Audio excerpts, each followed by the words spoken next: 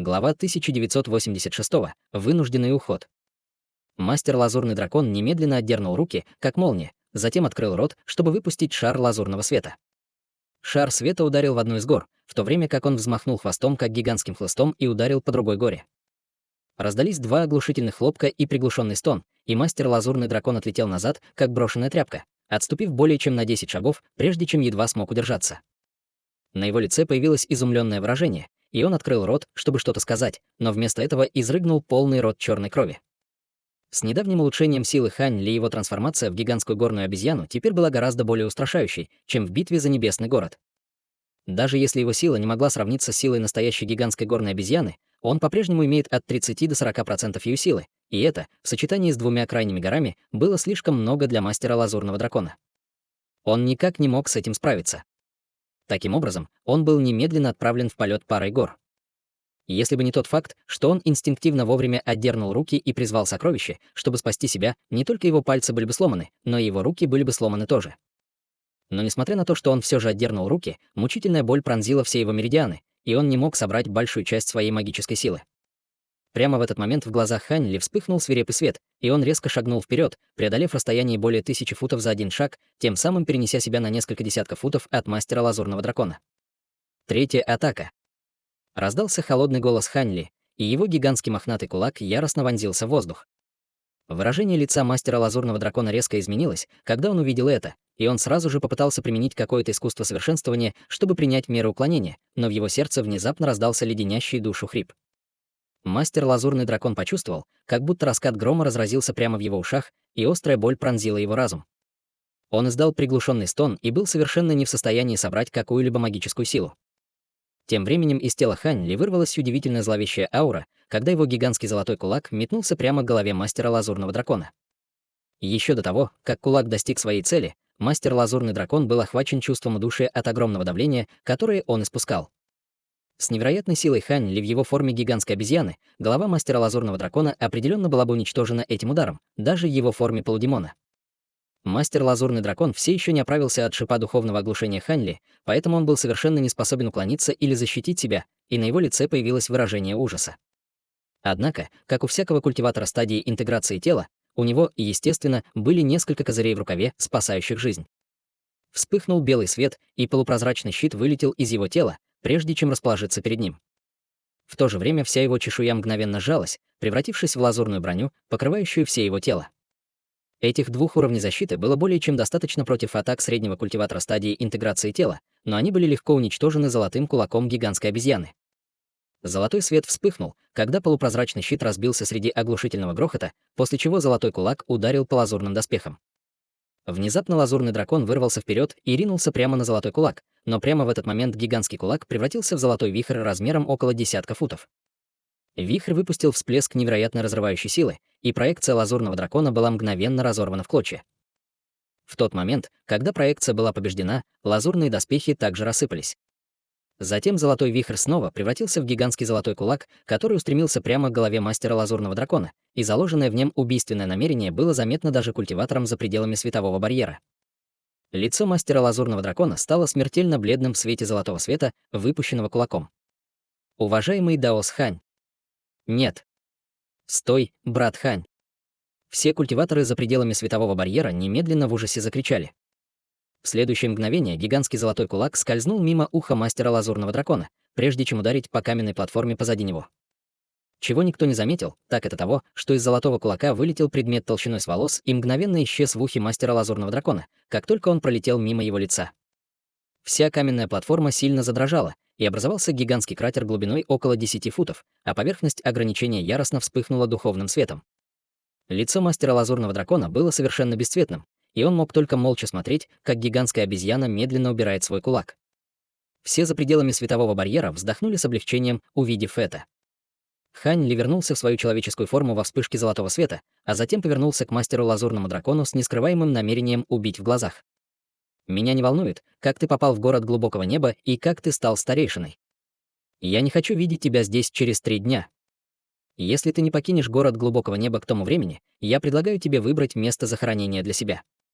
После этого Хань Ли слетел с каменной платформы в виде полосы лазурного света, прежде чем приземлиться рядом с ледяным фениксом. Буддийский монах Цзинь Юэ поспешно попытался что-то сказать, но Хань Ли сложил кулак в знак приветствия и сказал: «Соратники даосы, я сделал все, для чего пришел сюда. Я только что вернулся в город, у меня были кое-какие дела. И собираюсь заняться этими делами. Так что я сейчас ухожу».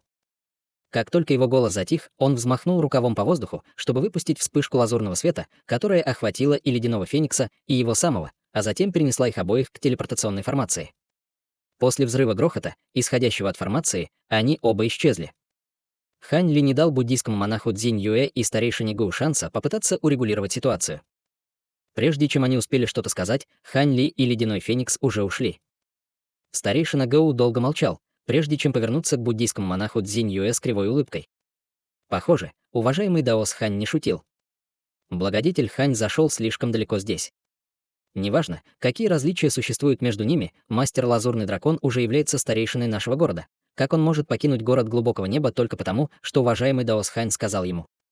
Будь уверен, даос Лазурный Дракон, я навещу уважаемого даоса Ханя с несколькими другими даосами, чтобы убедить его не принимать такие радикальные меры, сказал буддийский монах Цзинь Юэ, покачав головой. Только тогда мастер Лазурный Дракон пришел в себя, и его лицо все еще было совершенно бесцветным, когда он покачал головой в ответ. В этом нет необходимости. Я проиграл даосу Ханю. Даже если бы он не попросил меня уйти, мне было бы слишком стыдно оставаться в городе. Завтра я покину город и больше не буду старейшиной. К счастью, мало кто знал, что я присоединился к городу, поэтому мой отъезд не вызовет большого беспокойства. После этого он исчез с каменной платформы в виде шара лазурного света, а затем также телепортировался из этого пространства, используя телепортационную формацию. Буддийский монах Цзинь Юэ и старейшина Гоу обменялись взглядами, и оба на время потеряли дар речи. Похоже, даосу Лазурному Дракону был нанесен тяжелый удар, вздохнул старейшина Гоу. Его реакция имеет смысл. Между ним и уважаемым даосом Ханем уже возник конфликт, и он явно не может сравниться с силами уважаемого даоса Ханя. «Будь я на его месте, я бы тоже покинул город», сказал буддийский монах Цзинь Юэ, поклонившись в смиренной манере. «Неужели мы действительно позволим культиватору стадии интеграции тела покинуть наш город глубокого неба? Это будет огромной потерей для Совета Старейшин. Уважаемый даос Хань может быть намного более могущественным, чем даос Лазурный Дракон, но разве у него есть намерение присоединяться к Совету Старейшин?» Нерешительно спросил старейшина Гоу. «Давайте навестим других даосов и посмотрим, сможем ли мы придумать способ удержать его. Хотя нам нужно четко понимать, что когда дьявольская армия так сильно давит на город, уважаемый даос Хань более важен для нашего города в данный момент. Кроме того, у Лазурного Дракона уже появилось чувство страха и настороженности по отношению к уважаемому даосу Ханю. Я думаю, что ему будет очень трудно передумать», вздохнул буддийский монах Цзинь Юэ. «В любом случае мы все равно должны попробовать. Я свяжусь с другими даосами и сразу же приглашу их сюда», сказал старейшина Гоу, взмахнув рукой, чтобы вызвать стопку талисманов голосовой передачи. Буддийский монах Цзинь Юэ лишь кивнул в знак согласия, когда на его лице появилось задумчивое выражение. Тем временем Хань Ли вез ледяного феникса обратно в свою обитель. Хань Ли летел вперед, сцепив руки за спиной и молча глядя вдаль. Ледяной феникс стоял позади него со сложным выражением лица, и она тоже ничего не говорила. Несколько часов спустя полоса лазурного света вернулась на верхний этаж каменной пагоды. Цилин Цзы и Хай Юйтянь начали терять терпение от ожидания и сразу же восторженно поклонились Хань Ли, увидев его возвращение с ледяным фениксом. «Мастер! Старший ледяной феникс! С возвращением! У вас было гладкое путешествие, мастер!» Взволнованно спросил Хай Юйтянь. «Я сделал все, что планировал. Теперь вы двое можете пойти и отдохнуть. У меня есть кое-что, что я хотел бы обсудить с уважаемым даосом Ледяным Фениксом наедине», проинструктировал их Хань Ли. «Да, мастер». Цилин Цзы и Хай Юйтянь немедленно дали утвердительный ответ, прежде чем уйти, еще раз уважительно поклонившись. Таким образом, в зале остались только Хань Ли и Ледяной Феникс. «Пожалуйста, садитесь, уважаемый даос Ледяной Феникс.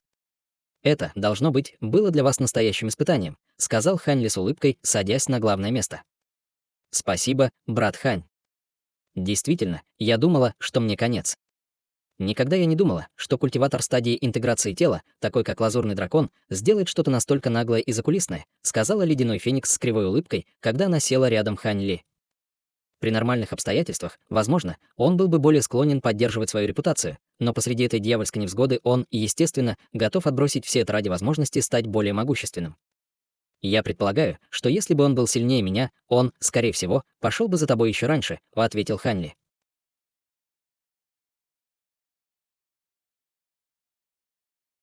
Глава 1987. Вырвать сорняк с корнем. Неужели лазурный дракон действительно собирается покинуть город глубокого неба? Даже если бы он захотел, группа старейшин наверняка не захочет бы отпустить его. Он ценный актив города глубокого неба. Особенно в настоящий момент, озабоченно сказала Ледяной Феникс. Ценный актив? Он не смог выдержать даже 3 атак от меня. Как ты думаешь, совет старейшин действительно будет относиться к нему с большим уважением? При нормальных обстоятельствах совет старейшин, возможно, окажет на меня давление, чтобы этого не произошло. Они это сделают больше для того, чтобы показать свою власть. Но теперь, когда дьявольская армия окружила город, я уверен, что они знают, кто важнее для города. И правильно выберут между лазурным драконом и мной. Они будут простить лазурного дракона остаться в качестве простой формальности, а затем отпустят его, когда он станет настаивать на уходе, сказал Ханли с небрежной улыбкой. Ты прав, совет старейшин не посмеет сделать что-либо против тебя в такое время. Однако этот лазурный дракон, несомненно, будет крайне обижен на тебя. И тебе придется опасаться его в будущем. Конечно, самому тебе нечего бояться, но он может нацелиться на твоих учеников, предупредила Ледяной Феникс. «Все в порядке, лазурный дракон больше никого не побеспокоит», ответил Ханли с загадочной улыбкой. «Что? Ты не имеешь в виду?» С интеллектом Ледяного Феникса она, естественно, сразу же смогла читать между строк, и ее сердце екнуло от шока. «Он очень мелкий человек, я не позволю такому ядовитому врагу жить дальше в этом мире. Иначе кто знает, какие неприятности могут возникнуть в будущем?» Ханли сказал холодным голосом. «Я уверен, что ты более чем достаточно силен, чтобы положить конец жизни лазурного дракона, но, конечно же, совет старейшин не позволит тебе сделать что-то подобное. Старейшины все равно будут подозревать тебя в нечестной игре», нерешительно сказала Ледяной Феникс. «Я не буду делать это в городе, и вместо меня его уберет кто-то другой», ответил Ханли со слабой улыбкой. На лице Ледяного Феникса появился намек на удивление, прежде чем она поспешно предупредила. «У тебя есть союзник, способный сделать это. Пожалуйста, прояви осторожность, брат Хань. Этот лазурный дракон, возможно, не ровня тебе, но он все еще культиватор стадии интеграции тела. Поэтому другим людям, скорее всего, будет очень трудно его убить. Будь уверена, уважаемый даос Ледяной Феникс, я позабочусь о том, чтобы работа была выполнена», уверенно ответил Ханли, затем провел рукавом по воздуху, чтобы выпустить шар желтого света, который затем превратился в маленькую девочку, которой на вид было около 2-3 лет. У маленькой девочки была светлая кожа и пара больших черных глаз, на которые было очень приятно смотреть. «Иди и присматривай за лазурным драконом. Если я не ошибаюсь, он, скорее всего, покинет город до того, как истечет 3-дневный срок. Следуй за ним из города, а затем покончи с ним в уединенном месте», проинструктировал Ханли. Губы девочки не шевелились, но в зале вдруг раздался нежный женский голос. «Ты говоришь, будто это так просто. Я могу без проблем следить за ним. С моими нынешними способностями я могу скрыть себя даже от среднего культиватора на поздней стадии интеграции тела.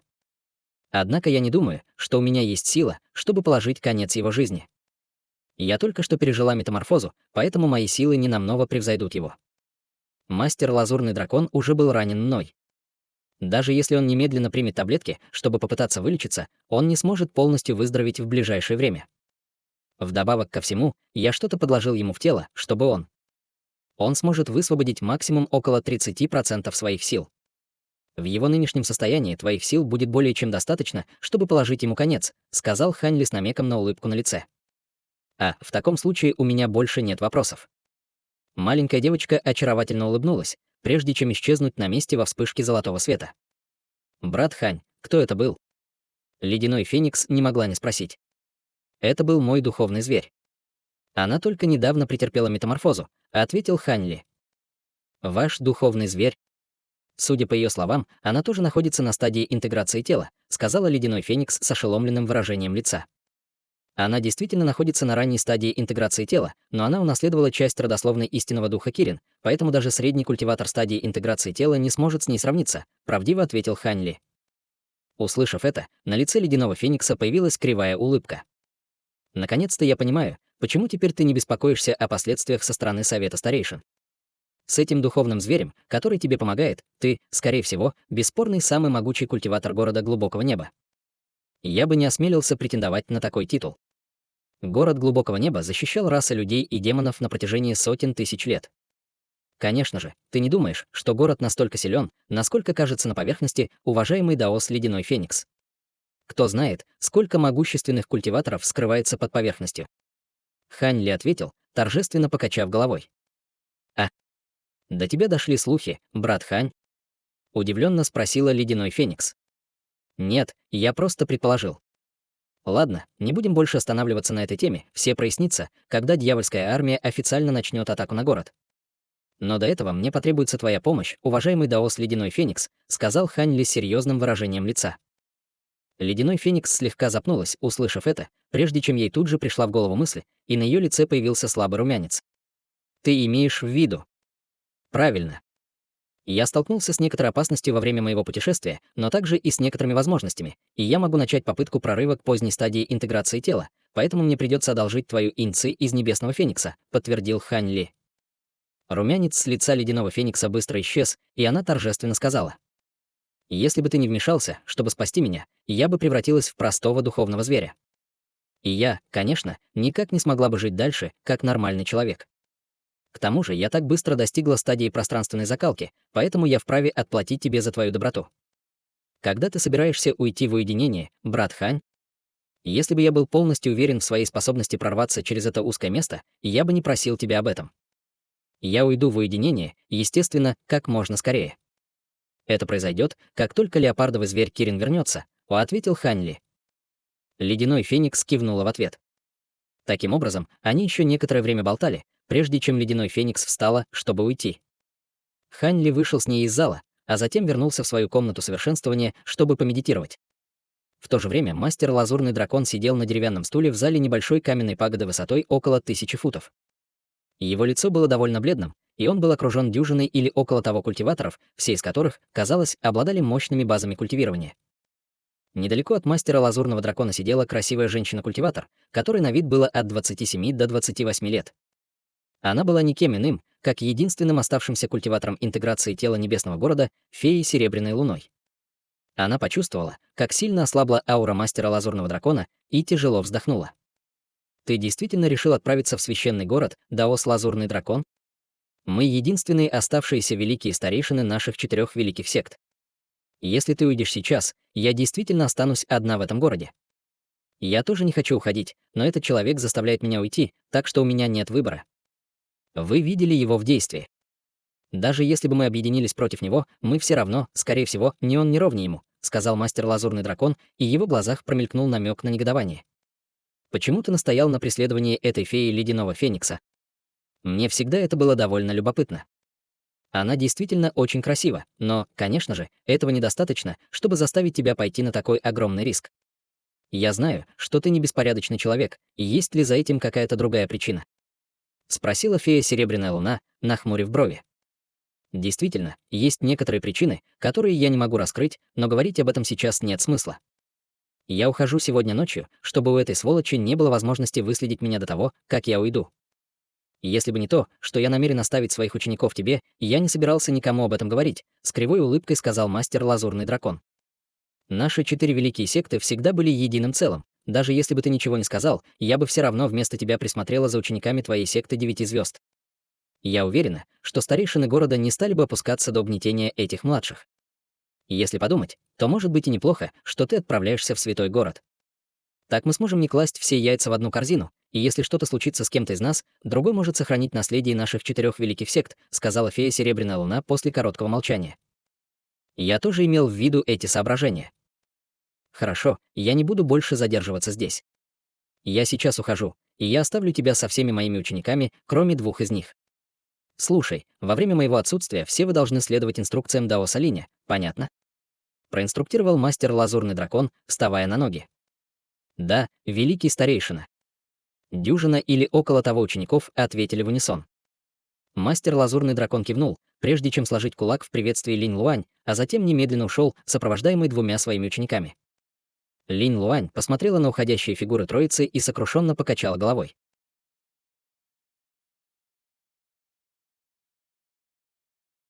Глава 1988. Падение Лазурного Дракона. Несколько часов спустя мастер Лазурный Дракон и два его ученика прибыли в зал телепортации города Глубокого Неба, и охранники немедленно выбежали, чтобы поприветствовать его. Мы отдаем дань уважения старейшине Лазурному Дракону. Могу я спросить, почему вы пришли сюда, старейшина? Уважительно спросил лидера охранников в стадии пространственной закалки. Он ясно осознавал тот факт, что мастер Лазурный Дракон уже стал старейшиной города Глубокого Неба. Немедленно активируйте телепортационную формацию. Я должен покинуть город, чтобы кое-что сделать, неумолимым голосом проинструктировал мастер Лазурный Дракон. Что? Вы планируете использовать форму телепортации? Могу я спросить, есть ли у вас разрешение от Совета Старейшин? Нерешительно спросил культиватор стадии пространственной закалки. Я сам старейшина города, и я требую использовать телепортацию.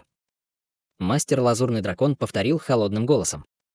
Прости меня, старейшина Лазурный Дракон, но 2 дня назад группа старейшин издала строгий приказ, в котором говорилось, что все культиваторы, желающие использовать телепортационные формации, должны сначала получить разрешение от группы старейшин. Если я пойду против этот приказ, то все мы будем сурово наказаны. Пожалуйста, не усложняйте нашу работу больше, чем она должна быть, сказал культиватор пространственной закалки, нахмурив брови.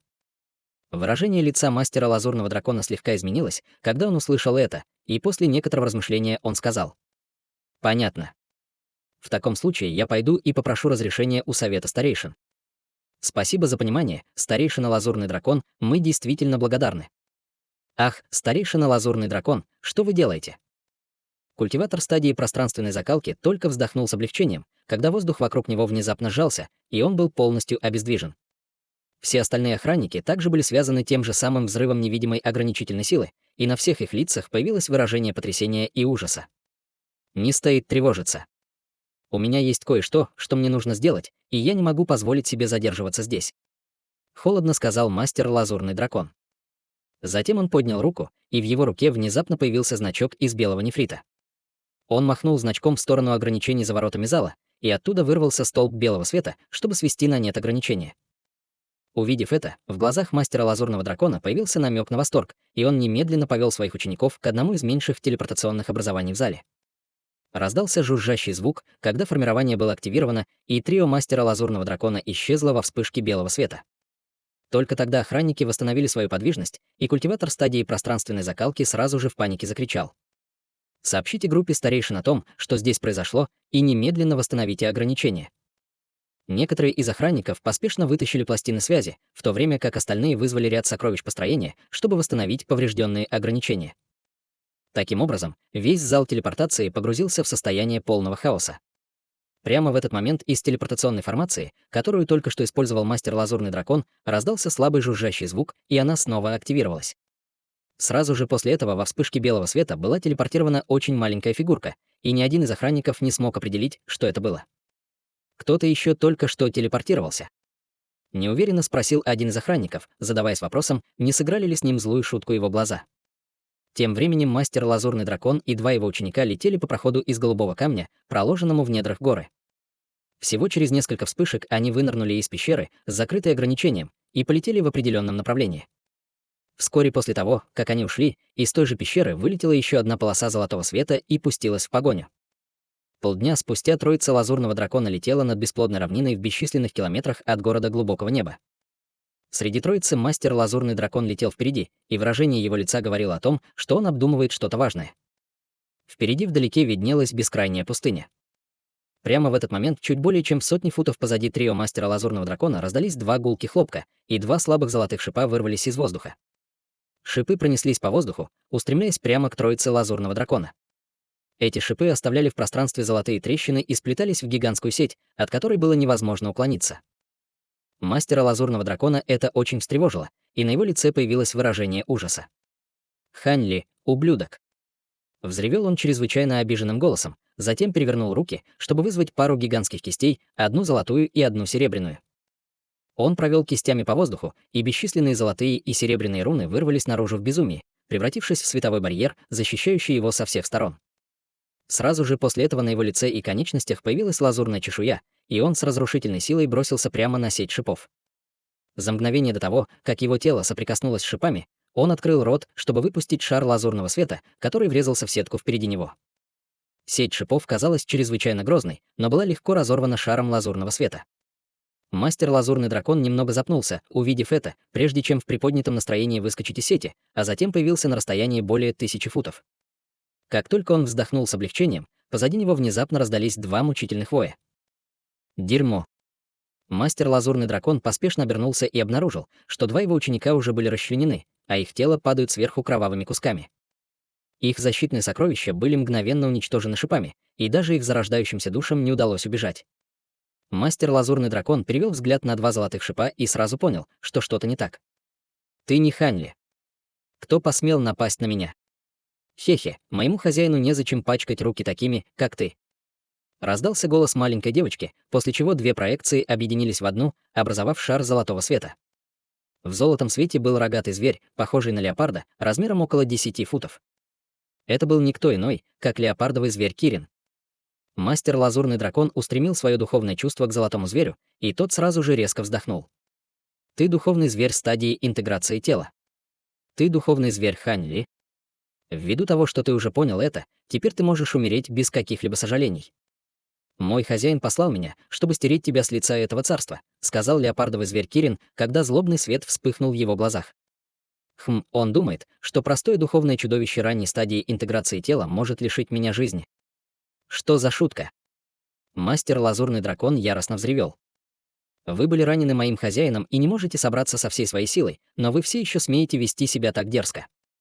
Позвольте мне посмотреть, будете ли вы продолжать в том же духе, когда я вырву вашу зарождающуюся душу из вашего тела. Прорычал леопардовый зверь Кирин. Сразу после этого его тело расплылось, и вокруг него появились точки золотого света, после чего появилось более сотни одинаковых золотых звериных проекций. Ха! У меня как раз шубы нет.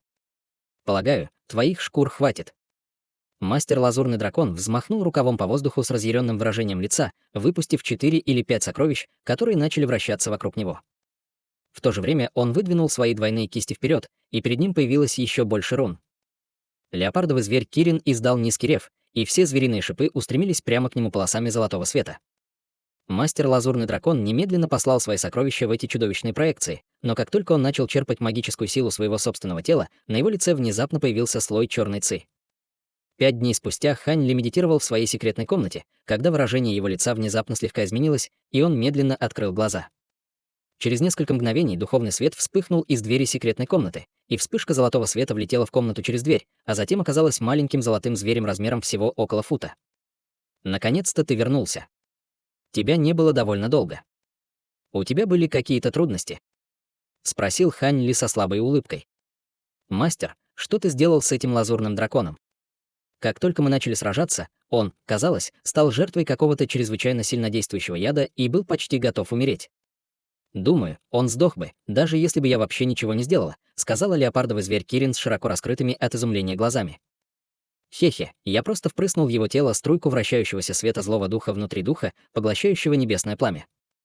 Он был бы в порядке, если бы не использовал слишком много магической силы, но как только он попытается это сделать, вращающийся свет злого духа немедленно вступал в силу. С его порочным ядом даже культиватору стадии интеграции тела пришлось бы долго медитировать, чтобы усовершенствовать его или временно подавить его эффекты своей магической силой. Однако он явно не смог бы делать что-либо из этого, сражаясь с тобой, поэтому его единственной возможной судьбой была смерть, небрежно ответил Ханли.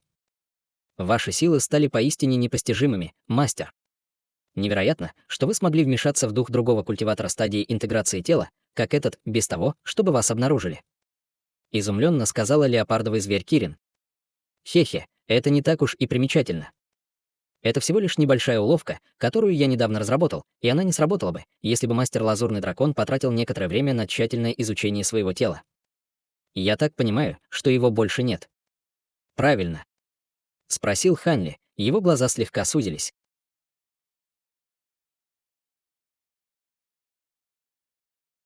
Глава 1989. Последствия. Уверяю вас, мастер, я поглотила зарождающуюся душу лазурного дракона, так что он мертв настолько, насколько это вообще возможно. Однако перед своей смертью он предпочел высвободить мощную способность, а не продолжать подавлять яд, и мне пришлось потратить немного энергии, чтобы держать его в страхе. Следовательно, у меня не было другого выбора, кроме как медитировать в течение 2 дней, а затем пробраться обратно в город с группой разведчиков города Глубокого Неба, так что никто не мог меня обнаружить, сказала с улыбкой леопардовый зверь Кирин. Благодарю тебя. Ты справилась очень хорошо. Теперь я могу полностью сосредоточиться на медитации и подготовке к прорыву на позднюю стадию интеграции тела, ответил Хань Ли с улыбкой. Хи-хи, с вашими способностями к совершенствованию и всеми козырями, которые вы приготовили, я полностью уверена, что вы сможете легко совершить этот прорыв, мастер. Я буду поздравлять вас заранее. Усмехнулась леопардовый зверь Кирин. Я, конечно, на это надеюсь. Теперь, когда ты завершила метаморфозу, тебе не нужно продолжать оставаться в браслете духовного зверя. Ты можешь совершенствоваться в секретной комнате рядом с моей. Если тебе что-то нужно, просто дай знать Целинцзы и остальным и позволим тебе помочь. Я их предупредил, они будут страшно рады оказать любую помощь, торжественно сказал Хань Ли. Спасибо, мастер. Я умираю от желания избавиться от этого духовного браслета. Сейчас я собираюсь совершенствоваться в другой секретной комнате, леопардовый зверь Кирин ответила с восторженным выражением лица. Хань Ли, естественно, не возражал и позволил ей уйти. После того, как леопардовый зверь Кирин ушла, Хань Ли глубоко вздохнул, прежде чем сделать хватательное движение одной рукой, чтобы вызвать талисман голосовой передачи. Затем он отпустил талисман, прежде чем снова закрыть глаза, чтобы продолжить медитацию. Вскоре из потайной комнаты внезапно раздался женский голос. «Брат Хань, ты вызвал меня, потому что собираешься начать свой прорыв?» Голос был чрезвычайно приятен для слуха и принадлежал никому иному, как ледяному фениксу. «Действительно, коллега Даос Ледяной Феникс», — спокойно ответил Хань Ли, открывая глаза. Несколько дней спустя 7 или 8 старейшин города Глубокого Неба что-то обсуждали вместе в секретной комнате. Среди них были и буддийский монах Цзинь Юэ, и фея Серебряная Луна. Значит, мастер Лазурный Дракон действительно погиб. Очень жаль, особенно в такое время, вздохнул пожилой мужчина в белом, сидевший на главном сиденье. Если бы не тот факт, что Лазурный Дракон оставил в городе лампу души после того, как присоединился к совету старейшин, я бы тоже не поверил, что это правда. По словам культиватора, присматривающего за лампами души, его потушили через полдня после его ухода из города, с кривой улыбкой сказал буддийский монах Цзинь Юэ. Он сам просил об этом. Он знает, что огромные толпы дьявольских существ, среди которых встречаются весьма могущественные, снуют повсюду вокруг города, но все же осмелился ограничить охрану и насильственно телепортироваться прочь. Если вы спросите меня, он должен винить только себя. Фея Серебряной Луны холодно фыркнула. Хе-хе, возможно, Лазурный Дракон не был убит дьявольскими существами. Возможно, он умер от рук кого-то другого. Разве охранники в зале телепортации не говорили, что кто-то использовал ту же форму телепортации, что и Лазурный Дракон сразу после его ухода? Это явно был тот самый преступник. Сказал дородный мужчина в черной мантии. Вы подозреваете уважаемого Даоса Ханя. Выражение лица феи Серебряной Луны слегка помрачнело, когда она услышала это. Пожалуйста, не делайте поспешных выводов, фея Серебряная Луна, я никогда этого не говорил. Все, что я сказал, это то, что, возможно, Лазурный Дракон не погиб от рук дьявольских существ, сразу же отказался мужчина. Было совершенно ясно, что он весьма настороженно относился к Хань Ли. Фея Серебряная Луна лишь улыбнулась и промолчала. Хорошо, но надо принять во внимание, как только мастер Лазурный Дракон вырвался из города, он отказался от своего статуса члена нашей группы старейшин. Таким образом, нам не нужно расследовать этот вопрос. Нашим главным приоритетом сейчас должна быть дьявольская армия, окружившая город, сказал пожилой мужчина в белом, нахмурив брови. Но мастер Лазурный Дракон — культиватор средней стадии интеграции тела. Разве мы не должны, по крайней мере, предоставить всем культиваторам в городе объяснение того, как он умер? Кроме того, повлияет ли это на отношение феи Серебряной Луны к нашему городу?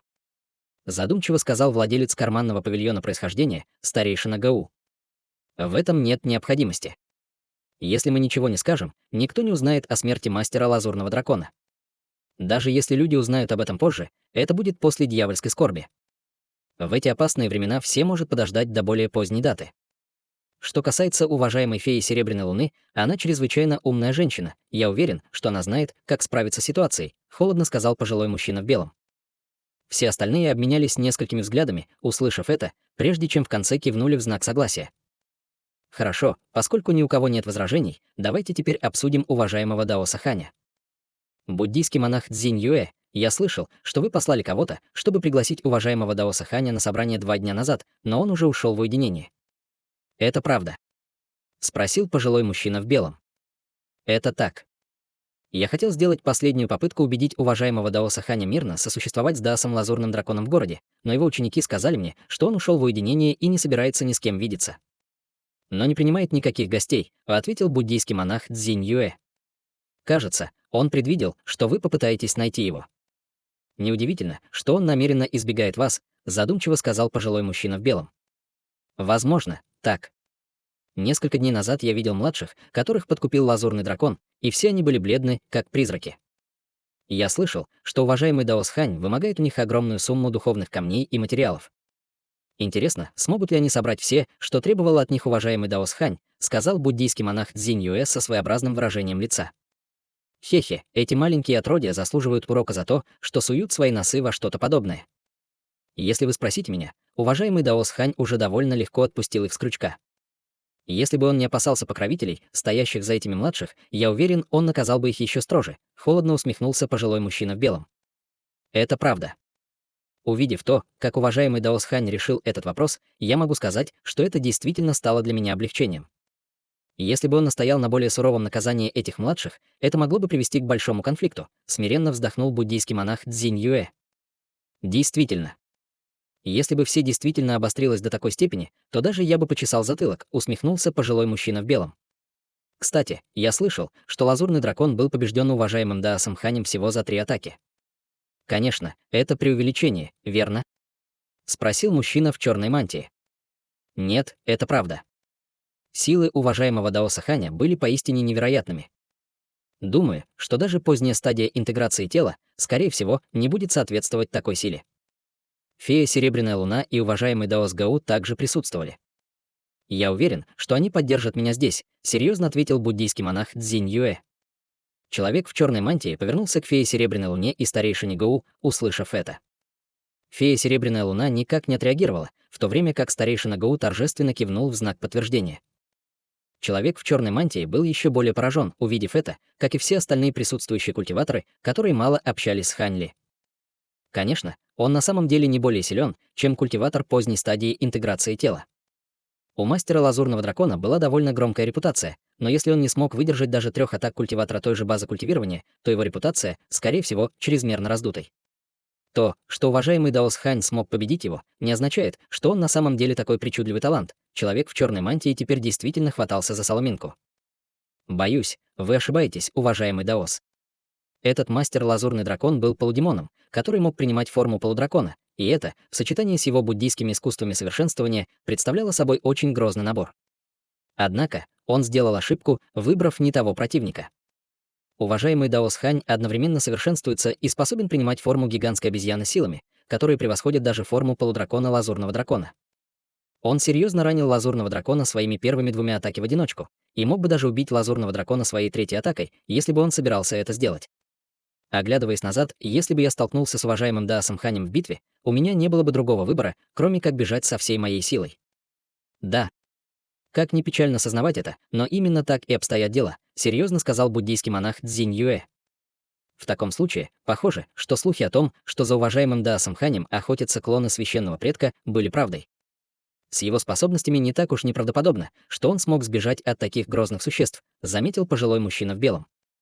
Я не знаю, как ему удалось сбежать от этих клонов священного предка, но я была свидетельницей того, как он убил нескольких дьявольских лордов в очень быстрой последовательности, торжественно добавила фея Серебряная Луна.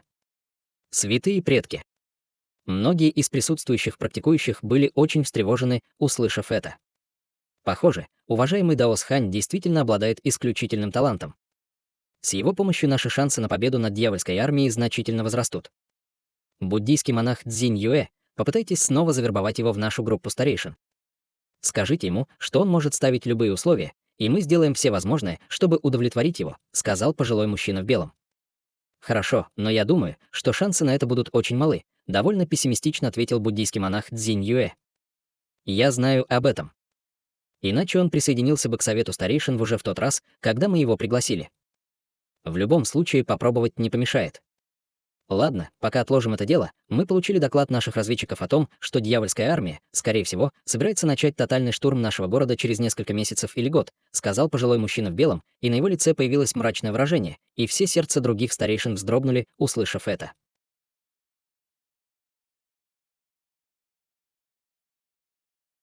Глава 1990. Поздняя стадия интеграции тела. Часть 1. Вскоре после этого встреча между старейшинами завершилась, и жизнь в городе Глубокого Неба пошла своим чередом. Как и сказал пожилой мужчина в белом, никто из обычных существ в городе не знал, что человек-культиватор на средней стадии интеграции тела уже скончался. Конечно, эта новость не стала секретом от Линь Луань, феи Серебряной Луны. Услышав эту новость, она сначала была шокирована и напугана, но быстро успокоилась и больше никогда не упоминала мастера Лазурного Дракона, как будто никогда его не знала. К несчастью для группы старейшин, их попытки завербовать Хань Ли оказались тщетными. Хань Ли все это время находился в уединении, заявляя, что культивирует какую-то мощную способность. Таким образом, буддийский монах Цзинь Юэ мог только терпеливо ждать, пока он не выйдет из уединения. Он был уверен, что Хань Ли выйдет из уединения до того, как дьявольская армия начнет полномасштабную атаку. Помимо буддийского монаха Цзинь Юэ, феи Серебряной Луны и нескольких других культиваторов интеграции тела, все остальные старейшины привлекли внимание к частым нападениям, совершаемым дьявольской армией, поэтому они в конце концов забыли о Хань Ли. Даже пожилой мужчина в белом халате всего несколько раз спросил о Хань Ли, прежде чем отложить этот вопрос. В этот момент дьявольская армия еще не развернула свои основные силы для нападения на город, но атаки, которые они развязывали, становились все более и более свирепыми. Во время этих атак даже потери культиваторов на стадии пространственной закалки стали обычным явлением. Таким образом, старейшины города, естественно, должны были вмешаться, и 2 или 3 старейшины должны были присутствовать, чтобы противостоять каждой дьявольской атаке, чтобы гарантировать, что боевой дух остается высоким. В то же время весь город Глубокого Неба работал на полную мощность. Все виды мастерских по обработке инструментов были битком набиты рабочими, а сокровища и духовные инструменты обрабатывались, не жалея материальных затрат. Культиваторы, искусные в искусстве создания талисманов, также были сгруппированы вместе, чтобы днем и ночью создавать талисманы низкого качества. В сражении такого масштаба талисманы низкого качества часто были более эффективны и производительны, чем талисманы среднего и высокого качества. В конце концов, учитывая время и материалы, необходимые для усовершенствования талисманов среднего качества, можно было понять, что куда выгоднее изготовить десятки или даже сотни талисманов низкого качества. И это даже не принимая во внимание огромную разницу между показателями успеха при совершенствовании различных талисманов. Что касается талисманов высокого качества, то их могла изготовить только избранная группа опытных мастеров по совершенствованию талисманов.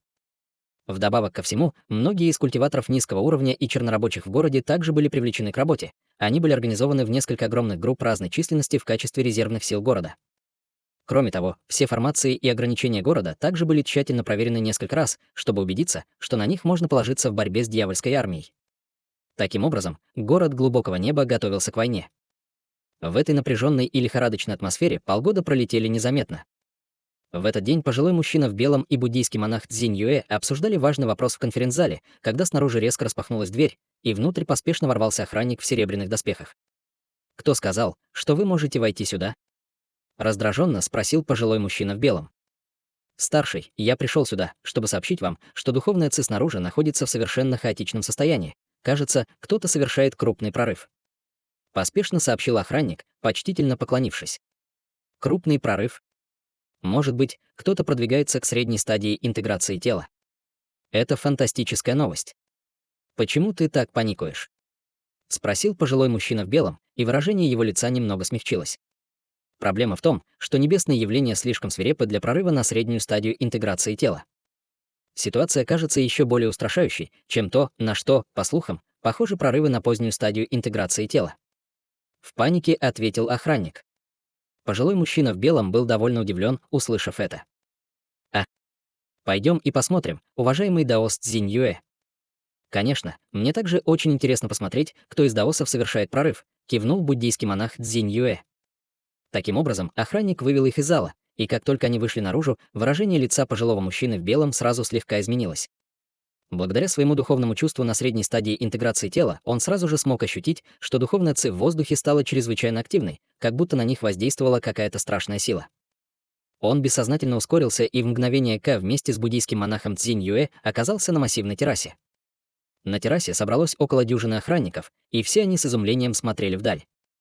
Брови пожилого человека в белой мантии слегка нахмурились, когда он увидел это, и он откашлялся, чтобы показать свое присутствие. Только тогда охранники заметили его и буддийского монаха Цзинь Юэ и тут же почтительно поклонились. Когда пожилой мужчина в белом собирался отругать этих своих подчиненных, буддийский монах Цзинь Юэ внезапно издал слабый крик удивления. Пожилой мужчина в белом сразу же бросил взгляд в ту же сторону, что и буддийский монах Цзинь Юэ, и на его лице появилось изумленное выражение. Там, вдалеке, небо стало ярко-красным, и малиновые огненные облака кружились в воздухе, как гигантский огненный шар. Под огненными облаками бесчисленные пучки разноцветного света быстро сходились, образуя серию радужных мостов. Почти половина всего города была охвачена огненным шаром и малиновыми облаками, но по сравнению с этим ошеломляющим визуальным стимулом духовное давление, исходящее от небесных явлений, было еще более поразительным. Из-за того, как далеко они находились, они могли ощущать только крошечную часть этого духовного давления, но их все равно поражало чувство удушья. Более того, это давление только продолжало нарастать, и казалось, что вдалеке назревает что-то ужасное. Эти небесные явления действительно намного страшнее, чем то, что может вызвать прорыв на среднюю стадию интеграции тела. Пойдем и посмотрим поближе, уважаемый Даос Цзинь. Прорыв на завершающем этапе. Мы должны следить за тем, чтобы не произошло глобальных разрушений, сказал пожилой мужчина в белом халате. Конечно. Стать свидетелем преодоления невзгод на поздней стадии интеграции тела было бы для нас блестящей возможностью. Если мы сможем увидеть это вблизи, я уверен, что это принесет огромную пользу нашему будущему совершенствованию, немедленно согласился буддийский монах Цзинь Юэ. Таким образом, пожилой мужчина в белом взмахнул рукавом по воздуху, чтобы выпустить вспышку белого цвета, которая охватила его собственное тело, а затем улетела вдаль. Буддийский монах Цзинь Юэ также последовал за ним в виде шара золотого света, и только тогда охранники вздохнули с облегчением, прежде чем разразиться оживленным обсуждением происходящих небесных явлений. В этот момент все высококлассные культиваторы во всем городе были предупреждены этим явлением, и со всех сторон сходились бесчисленные полосы света. Культиваторы низкого и среднего уровня также были очень заинтригованы, но они знали, что это не то, в чем они могли бы участвовать, поэтому они могли только смотреть с того места, где они находились, но это, конечно, не мешало им обсуждать происходящую ситуацию с окружающими. Теории, которые они придумали, принимали самые разные формы. Некоторые утверждали, что появляется определенное духовное сокровище, в то время как другие провозглашали, что всемогущий духовный зверь создает эти явления. Кто-то начал нелепо предполагать, что это возвращение каких-то великих предков, что собираются предотвратить грядущую войну. Конечно, большинство считало, что это происходит из-за преодоления невзгод определенного практикующего, а некоторые из более знающих и опытных людей догадались, что это должно быть преодоление невзгод стадии интеграции тела. Конечно, никто из них не мог представить, что культиваторы стадии интеграции тела были так же поражены, как и когда они приблизились к небесным явлениям. Пожилой мужчина в белом и буддийский монах Цзинь Юэ не были первыми, кто прибыл на место происшествия. До них прибыло уже более 2 десятков культиваторов пространственной закалки и интеграции тела, и они оценивали явление с расстояния почти в 100 километров. Фея Серебряная Луна тоже была среди них, и она издалека кивнула пожилому мужчине в белом и буддийскому монаху Цзинь Юэ, прежде чем снова бросить взгляд на разворачивающееся явление. Пожилой мужчина в белом и буддийский монах Цзинь Юэ обменялись взглядами, прежде чем тоже остановились неподалеку. Если я не ошибаюсь, уважаемый Даос Хань — единственный практикующий стадии интеграции тела, который живет в этом районе, верно? Внезапно спросил пожилой мужчина в белом. Действительно, и обитель уважаемого Даоса Ханя, кажется, находится прямо в центре этого небесного явления, ответил буддийский монах Цзинь Юэ. Это означает, что уважаемый Даос Хань совершает прорыв. Неудивительно, что он ушел в уединение, сказал пожилой мужчина в белом. Похоже, что это так.